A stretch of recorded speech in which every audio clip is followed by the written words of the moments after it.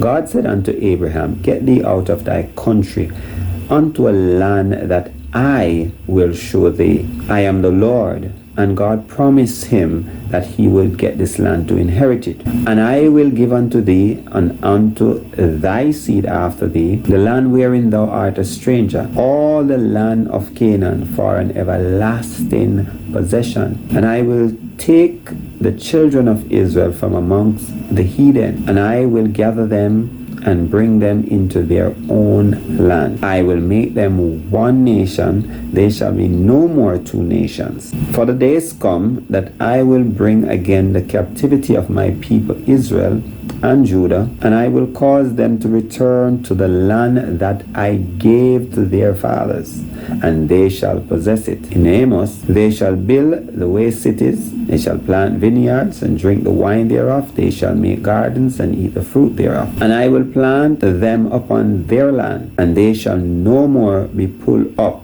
out of their land which I have given them. God has promised this people that he would have done this, and this promise was done over 2,000 years ago.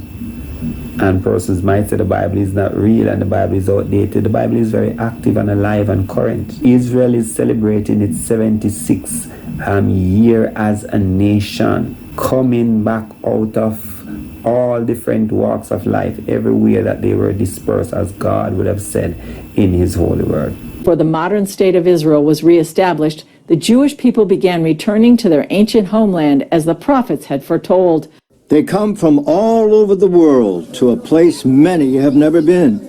Yet the Jewish people have longed to return to this land for thousands of years.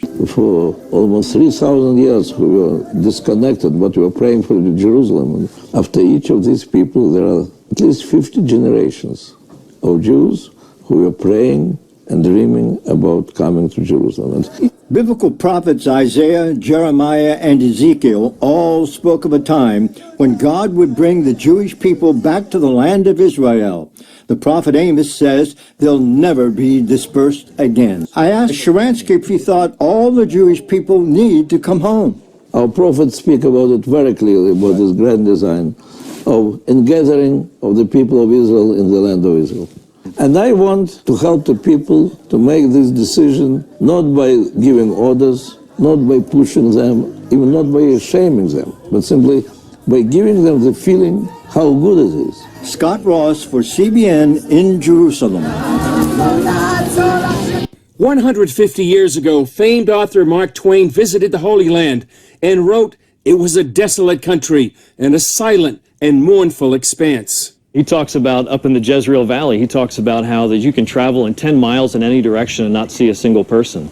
And so one of the towns that we did some photography was of a small town of Afula, which is really off the map as far as many Westerners are concerned, but it was established in the early 1900s. So 50, 60 years after Mark Twain, there's a small Jewish settlement. Today it's a booming Israeli city that we've been able to match some side-by-side perfect photography with it. Doug Hershey and his team chose 200 photographs of Israel from the 1880s to the 1940s.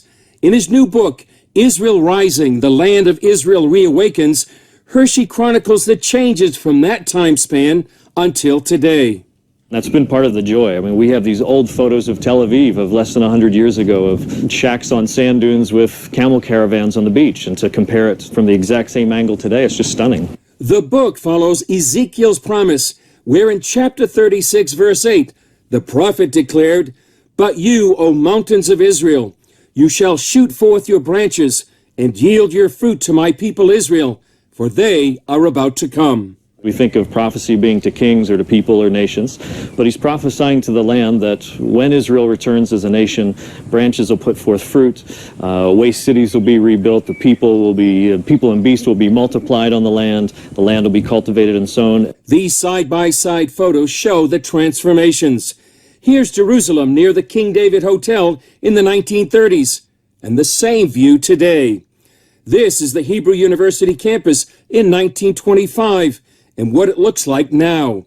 From the north in Haifa to the south in Beersheba, Hershey says the pictures represent the prophet's words coming alive. We're living in a really profound time in history. We're living in a time where 2,700-year-old prophecies from Isaiah and Ezekiel and Jeremiah, they've been lying dormant for about that long, and many of them are coming to pass. The most repeated promise through the scriptures is that God will bring his people back to the land, and when they do, there's going to be these dramatic changes, and we're seeing those. Hershey says the land itself seemed to be waiting for its ancient people to return. To me, it's one of the most profound things here, is this land has been conquered 15, 20 different times. It never becomes a homeland for any other people group, and the land would never produce for any other people group. And Israel moves back in, and suddenly the vast desert wastelands are now producing flowers, they're producing fruit. Isaiah 27 talks about how that when Israel returns, that Jacob will take root and fill the earth with fruit. And for many centuries, believers would read that and look at that as allegorical or spiritual, and we're finding today it's very literal. It's happening right now. As Israel celebrates its 70th anniversary, Hershey sees Israel as a miracle. To me, it's one of the most profound miracles of our day. People of God, we have to hold on to God's word, because it is enduring, and it is what will judge us, and it is what is going to condemn us or glorify us in God's presence. So live for God, continue in loving God and loving each other. Bless you, love you. Next time.